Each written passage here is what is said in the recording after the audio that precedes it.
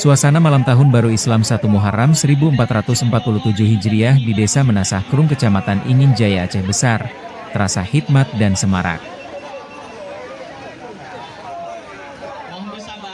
Ratusan anak dan remaja desa setempat menggelar pawai obor, sebagai bentuk syukur dan peringatan datangnya Tahun Baru Islam.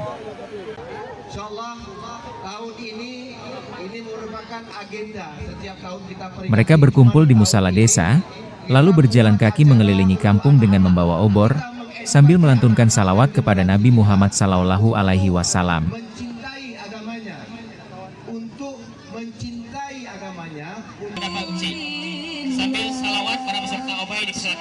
Wajah-wajah ceria tampak menghiasi malam. Antusiasme peserta mencerminkan semangat cinta terhadap tradisi dan nilai-nilai keislaman.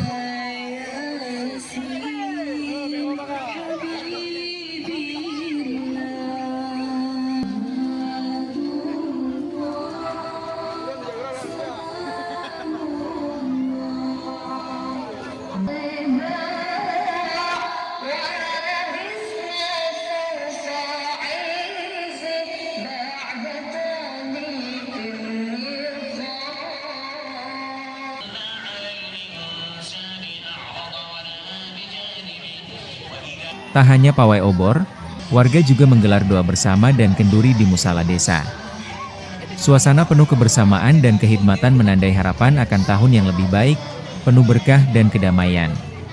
Panitia perayaan Hari Besar Islam telah membuat beberapa agenda. Yang pertama sekali tadi kita salat maghrib berjamaah sebagaimana biasa, dan kemudian dilanjutkan dengan tausiah oleh Tengku Imam Syekh Gampung, Tengku Haji Darus Syarifuddin. Dan selesai tausiah kita berdoa bersama, dan selanjutnya makan kenduri bersama hasil sedekah daripada masyarakat.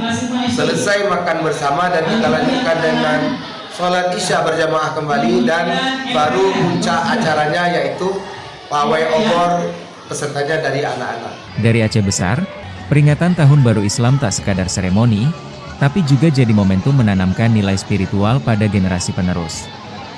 Tim Liputan Aceh Video.